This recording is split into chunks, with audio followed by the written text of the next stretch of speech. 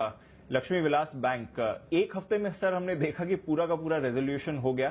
कल से अब ये डीबीएस बैंक इंडिया रीनेम हो जाएगा, कस्टमर्स की लिमिट्स भी चली जाएंगी, तो कस्टमर्स के लिए तो बड़ी राहत आ गई है सर।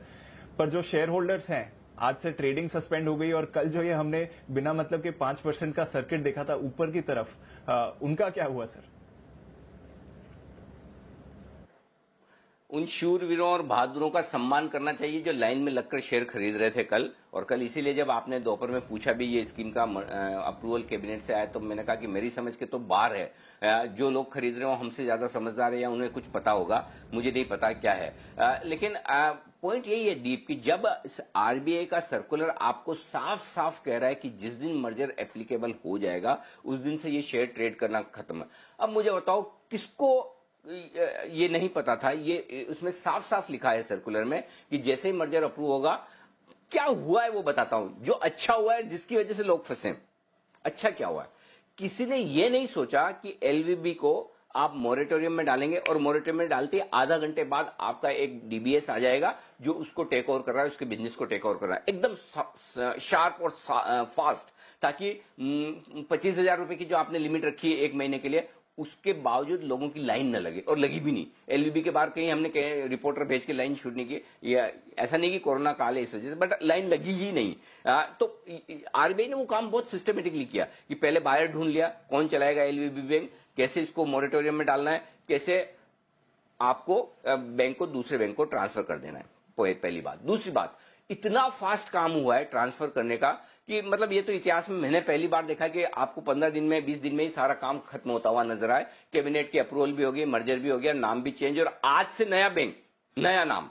मतलब इतना फास्ट हो नहीं सकता। और तीसरी बात जो मैंने पहली बार देखी, एक आध बार शायद पहले कभी हुई होगी, मेरी नॉलेज में नहीं है, वो ये कि मर्जर हो और जो एग्जिस्टिंग शेयर होल्डर्स है उनकी वैल्यू आरबीआई कहते कि जीरो, आपके लिए कुछ नहीं बचा।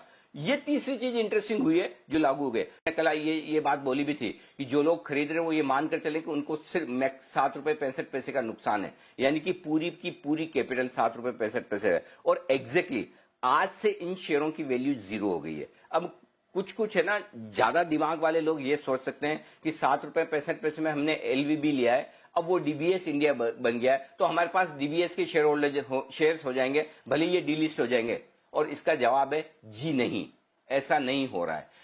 आपके एलवीबी के शेयर जीरो, इक्विटी खत्म, आपको कोई डीबीएस का शेयर नहीं मिल रहा। और इस गलतफहमी में ना रहे कि मैं डीबीएस का शेयर होल्डर बन गया हूं, एलवीबी के जितने मेरे पास शेयर हैं उतने मेरे पास अब डीबीएस के शेयर हो जाएंगे। जी नहीं, आरबीआई ने साफ साफ कहा है आपके शेयर ही खत्म है, इक्विटी ही खत्म कर दी। इक्विटी एक्सटिंग्विश करना बोलते हैं इंग्लिश में, जो लो पढ़ते हैं उन्हें पता है। तो इक्विटी आपकी खत्म हो गई है। अब आपके पास अगर डीमेट अकाउंट में है तो इनकी वैल्यू जीरो होकर आ जाएगी, शेयर निकल जाएंगे आपके डीमेट अकाउंट से। फिजिकल है तो वो भेल बनाकर खाने में काम आएंगे और कुछ नहीं होगा। मुझे अफसोस है कहते हुए, लेकिन फिर भी लोग सुनते नहीं है। पता नहीं लोगों को क्यों मतलब पेनी स्टॉक्स में इस तरह से किस्मत आजमानी है। कल कोई वजह नहीं थी, कोई रीजन नहीं था कि लोग इसको 7 रुपए 65 पैसे में खरीदे। और कई लोग इस बात का इंतजार कर रहे थे कि अगर शेयर होल्डर्स कोर्ट में जाएंगे, ऑब्जेक्शन लेंगे, उसके बाद कुछ होने वाला नहीं है। मैं आपको बता रहा हूं, कुछ होने वाला नहीं है।